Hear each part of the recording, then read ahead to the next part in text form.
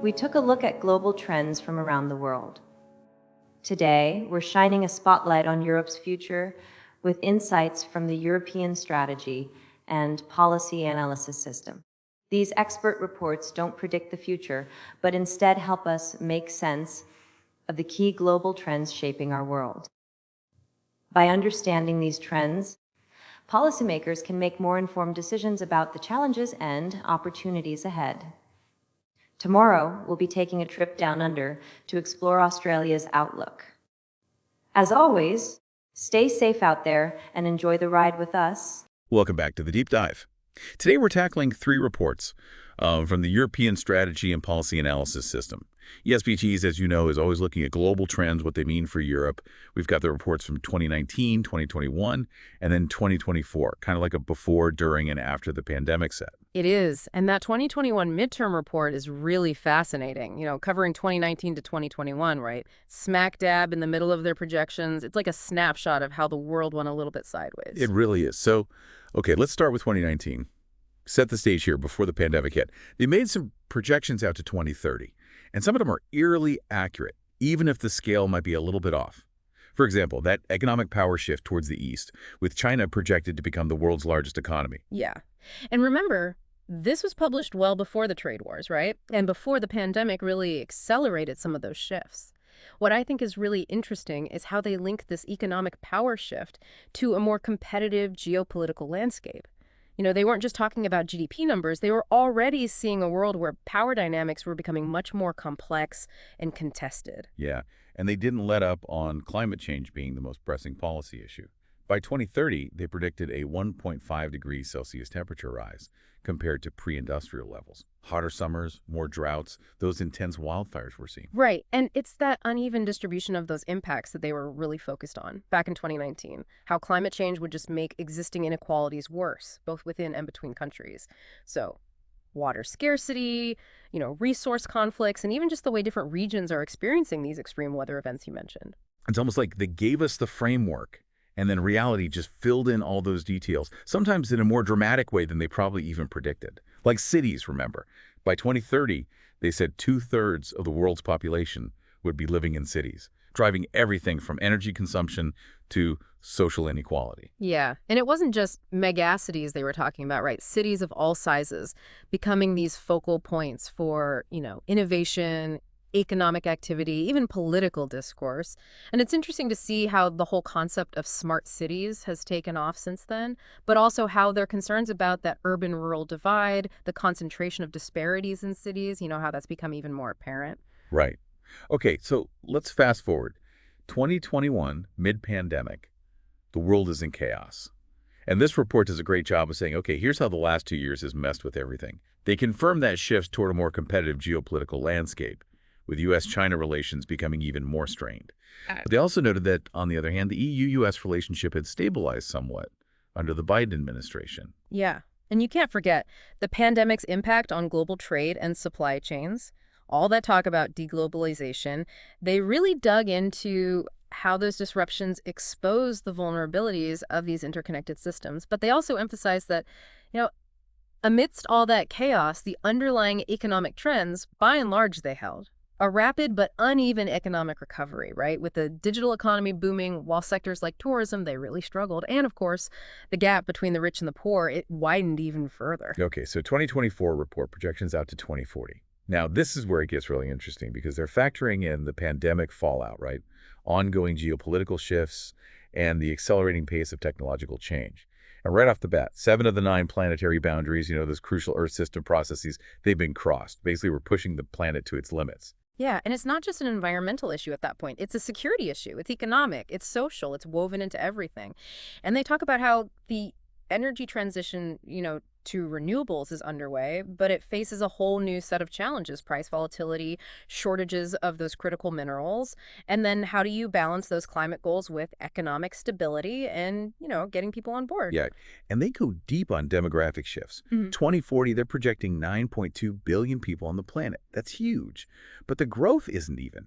They predict the EU's population will actually decline moderately by 2040, while Africa's population is expected to double. just between 2023 and 2040. And that raises some really, really serious questions for Europe. How do you manage migration flows in that kind of scenario? Yeah. How do you deal with an aging population while still trying to be competitive economically? And let's not forget about the social and political implications of those demographic changes. And then there's that whole technological acceleration, AI, automation. The 2024 report basically says this is going to reshape everything. Machines will be doing a lot of those repetitive tasks, which means job displacement in some sectors, but new jobs emerging in fields we probably haven't even thought of yet. But they're also not shying away from those ethical considerations, right? It's not just, hey, robots are taking over. They talk about those anxieties over AI's impact on privacy, security, even what it means to be human in a world where machines are becoming, increasingly capable. And one trend that really stood out to me was this whole idea of a new social contract for the 21st century. They're saying the old rules, they don't apply anymore.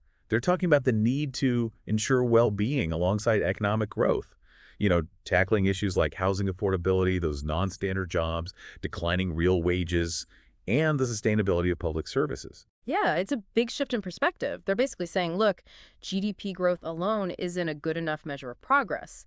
Things like social support, trust in institutions, perceived freedom, even generosity, right? These are becoming way more important in shaping how people actually experience their lives and how resilient societies are to all those shocks. It's like we need a whole new set of metrics to measure success in this century. And that leads to some really interesting questions about how we design policies and institutions that can actually address those anxieties and inequalities that are generated by globalization and all this rapid technological change. It's a tall order, but the report makes a really compelling case for why it's so crucial that we get this right. Because if we don't adapt, if we cling to these outdated models, the consequences could be pretty dire. And not just for Europe, but for the whole world. It's a lot to unpack, right? I'm from pre-pandemic optimism to just pandemic chaos.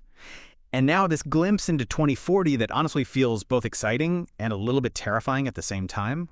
What stands out to you as the most significant takeaway, across these three ESPAS reports? What's the thread that connects them all? Well, I think what really strikes me is how they highlight just how connected all these global challenges are. It's not about, isolated issues. It's how they all interact and how they kind of amplify each other. So take, for example, climate change, demographic shifts, and migration. As certain regions become less habitable due to rising temperatures or water scarcity, we're likely to see, much larger migration flows, both within and across borders, right?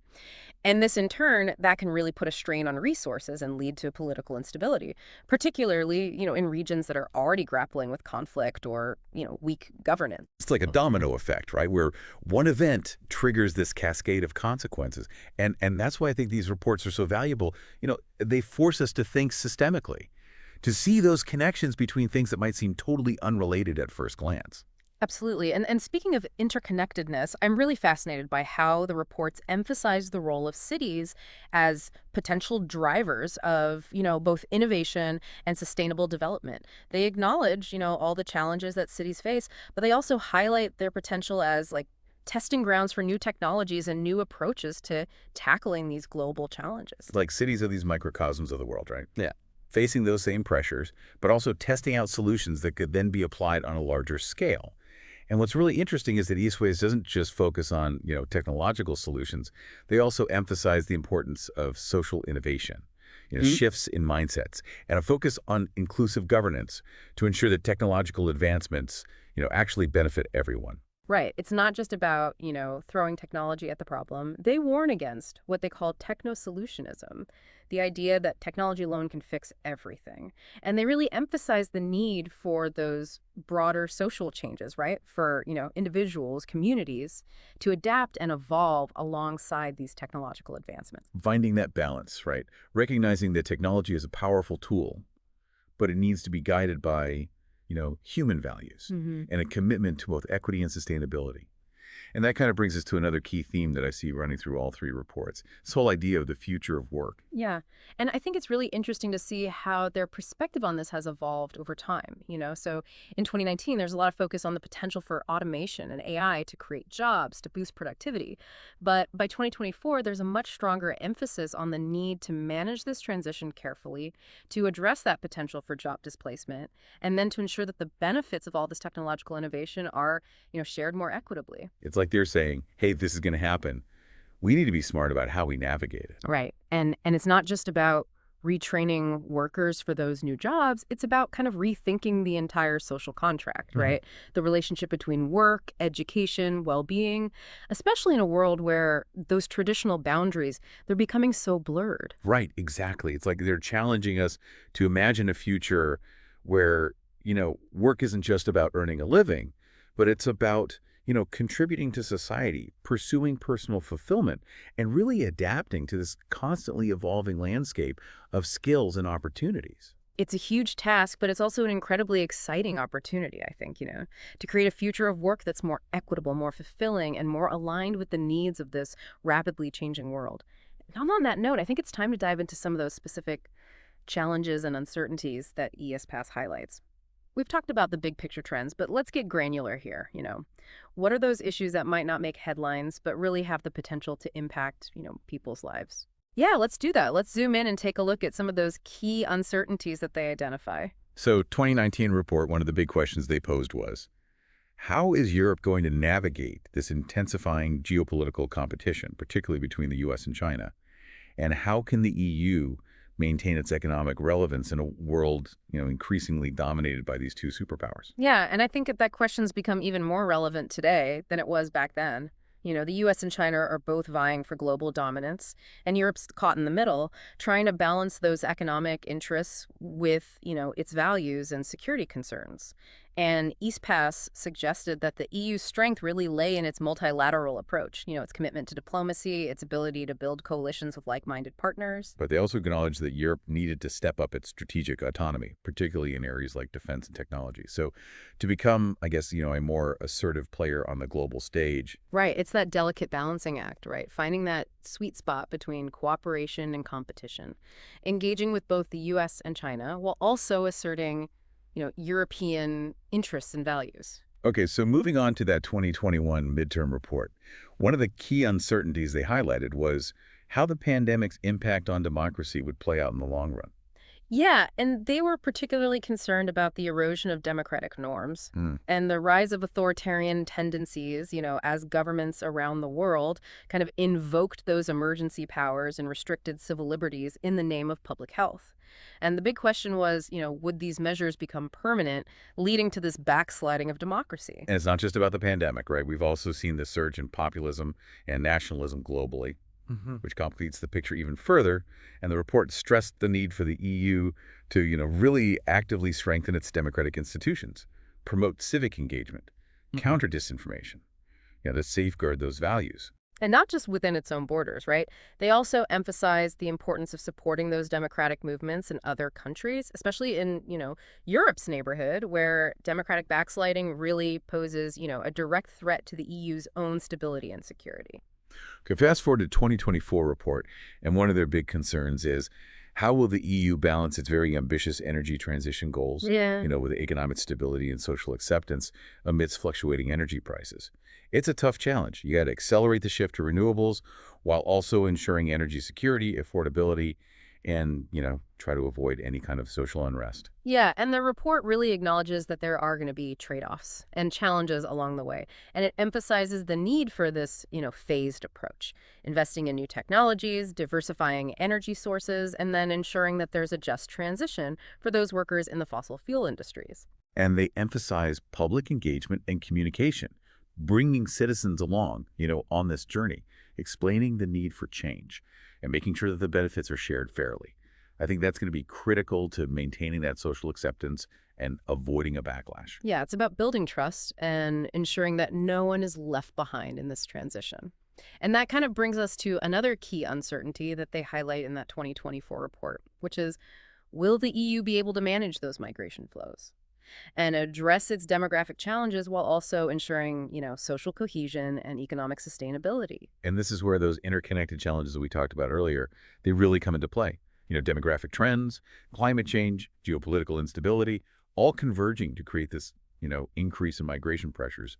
And it's a complex issue. There are no easy answers. Right. The report suggests that the EU really needs a more comprehensive approach, one that combines, border security with, those legal pathways for migration, integration programs, development assistance to address those root causes of displacement. It's about moving beyond these reactive, like crisis-driven policies and adopting a more proactive long-term approach, right? Right. That recognizes both the challenges and those potential benefits of migration. Right. Well-managed migration, it can contribute to economic growth, it can address labor shortages, it can foster cultural diversity, but it requires that careful planning and a commitment to, integration to make sure that you have social cohesion and that you avoid making existing inequalities worse. And it's about addressing those anxieties and fears that often surround migration, challenging those xenophobic narratives and promoting, a more inclusive and welcoming society. It's about a lot more than just numbers on a spreadsheet. It's about people's lives, Yeah. their hopes, their fears, and their right to seek a better future. And that brings us to another key uncertainty, which is how will the EU leverage technological innovation to address those societal challenges and enhance, its global competitiveness? The reports have this, cautiously optimistic view of technology's potential. Right. They see AI, automation, those other emerging technologies as potential game changers, especially in areas like healthcare, transportation, energy production. But they also highlight, the risks of unfettered technological development, concerns about, job displacement, privacy, security, and that concentration of power in the hands of just a few tech giants. Right. Classic double-edged sword scenario. And they stress the need for, ethical frameworks, regulatory oversight, public engagement to ensure that technology is serving humanity, not the other way around. We need to be asking those tough questions about, the societal impact of these technologies and, make sure that those benefits are distributed fairly. It's not just about, making life easier or more efficient. It's about shaping a future where technology enhances human well-being and, contributes to a more just and sustainable world. One trend that ESPAS has consistently highlighted is the rise of populism.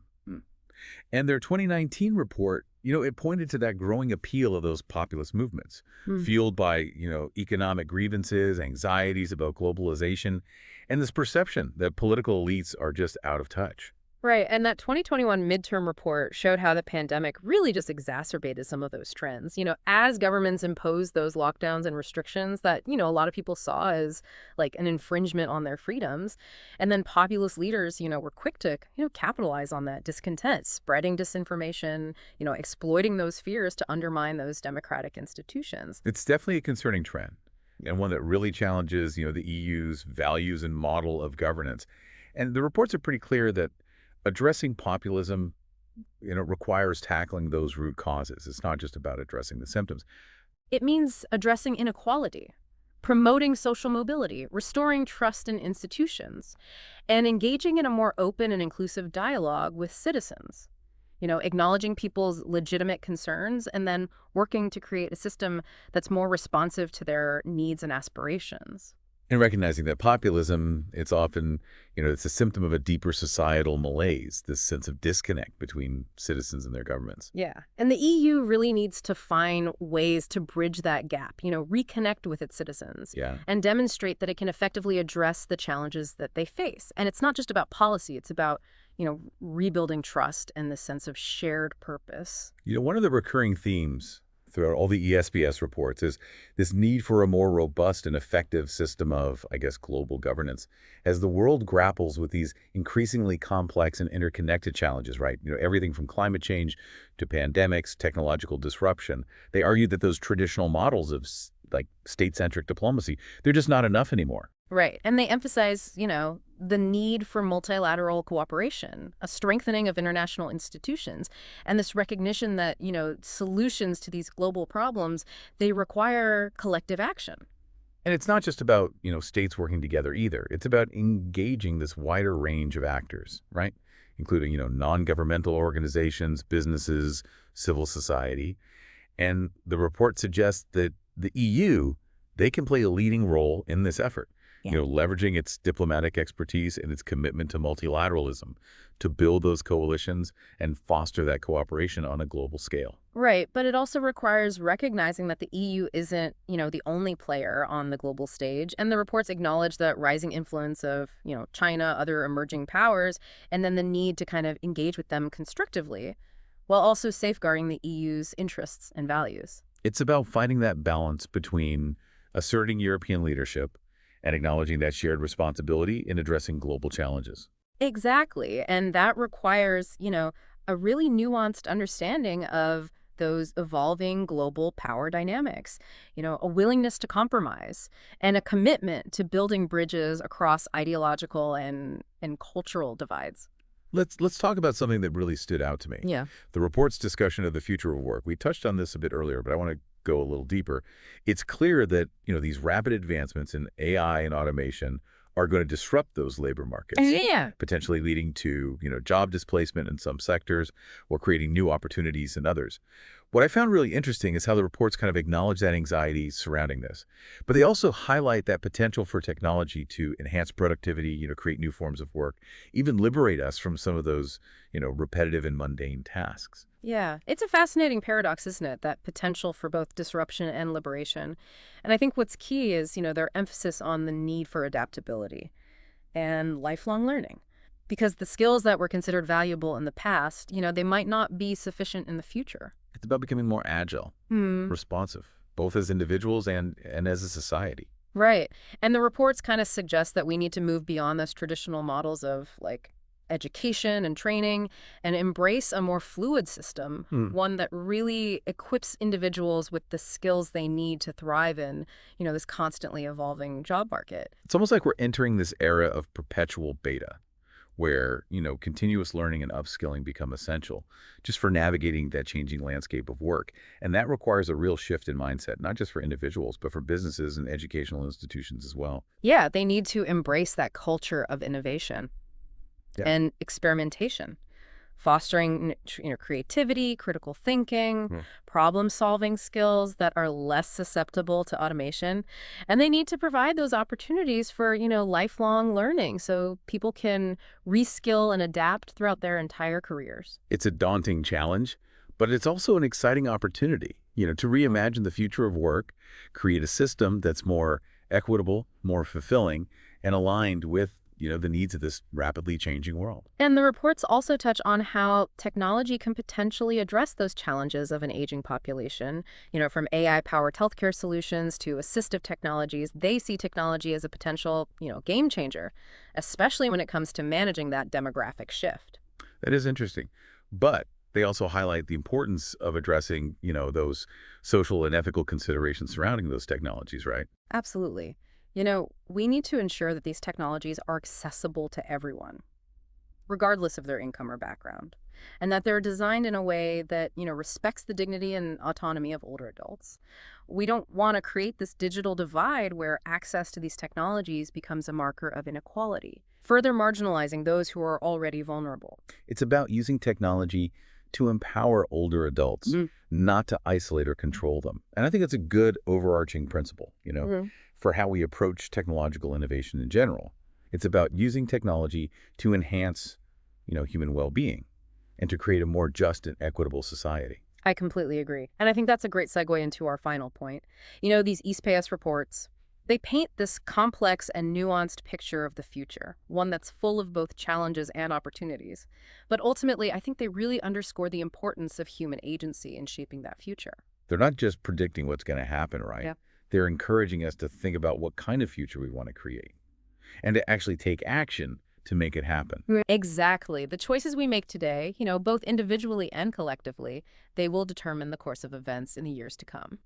So as we wrap up this deep dive into the ESPS reports, what are some of the key insights that you'd like our listeners to take away? I'd say the most important takeaway is just how interconnected all of these challenges are. It's not about those isolated trends, but about how they all kind of interact and amplify each other. Right. Climate change, demographic shifts, technological disruption, geopolitical competition, they're all intertwined. Yeah. And solutions in one area are going to have ripple effects in others. Exactly. And that requires us to think systemically, to consider those unintended consequences of our actions, and then to really embrace both collaboration and innovation as essential tools for navigating this complex landscape. And the reports also highlight that importance of foresight, not just as a tool for prediction, but as a catalyst for action.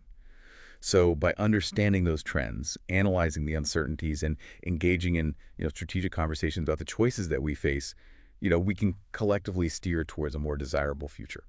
And that requires a shift in mindset, moving away from that short-term thinking and reactive policies to a more long-term, proactive approach to governance. It's about recognizing just how interconnected our world is, understanding that complexity, of the challenges we face, and embracing collaboration and innovation as those key drivers of progress. And it's about remembering that the future, it's not predetermined. We have the power to shape it through the choices that we make today. And that sense of agency, that shared responsibility for shaping the future, is probably the most empowering message that we can leave our listeners with. It really is. It's easy to feel overwhelmed by it all, the scale, the complexity. But those ESPAS reports, they remind us that we're not powerless. We can shape the future, individually and collectively. It's a call to action, not a prophecy of doom, right? They're giving us a roadmap, or at least a set of possible paths forward. They highlight those choices we face, the potential consequences, but it's really up to us to decide, which path we want to take. And that makes me think about something, as I was prepping for this deep dive. The ESPAS reports, they really focus on Europe, which makes sense, but they also kind of underscore how interconnected the world is. So what does this all mean for everyone listening, wherever they are in this complex, always changing world? That's a great question, and I think it's one that ESPAS implicitly encourages us to ask. These trends aren't just abstract concepts. They're forces that are really shaping the lives of people, everywhere. The impact of climate change, the job market shifting, the rise of AI that struggle to maintain democratic values, in this world of increasing polarization. All of these trends are playing out right now in real time, affecting individuals, communities, entire nations. So if we were to try and translate these, the global trends into something actionable, something our listeners could use, what advice would you give them? How can they navigate this landscape and maybe even contribute to shaping, a more desirable future? Well, first, I'd say embrace that lifelong learning. The world's changing so fast, and those skills that were valuable in the past, they might not cut it in the future. So whether it's acquiring those new technical skills or honing your critical thinking, developing that social and emotional intelligence, investing in your own, personal and professional development, it's crucial for navigating this uncertain landscape. Becoming, as they say, future-proof, right? Adaptable, resilient, constantly evolving. Exactly. Second, I'd encourage everyone to get involved in their communities, both locally and globally. The challenges we face are complex, they're interconnected. And finding solutions requires us to work together across borders, across sectors, and across disciplines. So find organizations, initiatives, or projects that, align with your values and interests and jump in. Be an active citizen, contribute your voice, your expertise, shape a world that reflects your vision. Right. Third, stay informed, but don't get overwhelmed by, that fire hose of information. It's easy to get caught up in that constant stream of news and analysis, especially in this hyper-connected world. But you need to curate your information sources, seek out diverse perspectives and prioritize depth over breadth. Become a discerning consumer of information, right? Filter out the noise and focus on those insights that are, really relevant to your life and your goals. Exactly. And finally, don't underestimate the power of individual action. It's easy to feel powerless sometimes when you look at these huge global trends. But, the choices we make every day, from the things we buy to who we vote for, those things can collectively contribute to a much larger movement for positive change. It's about recognizing that we're not just, passively watching history unfold. We're actively shaping the future. Right. The ESPAS reports, they offer a wealth of knowledge and insight, but in the end, it's really up to each of us to decide what we do with that information. Are we going to let ourselves be swept along, by those currents of change, or are we going to actively steer towards a future that reflects our values and aspirations? That's the question we'll leave our listeners with today. This deep dive, it's just the beginning. The future is not set in stone, and each of us has a role to play in shaping it. Absolutely. As we navigate this uncertain landscape, let's keep in mind those words of the poet Antonio Machado. He said, "Traveler, there is no path. The path is made by walking." So, let's walk together, consciously, deliberately, towards a future worthy of, our shared humanity. And thank you all for joining us on this deep dive into those global trends and Europe's future. Until next time, keep exploring, keep questioning, and keep shaping the world that you want to live in.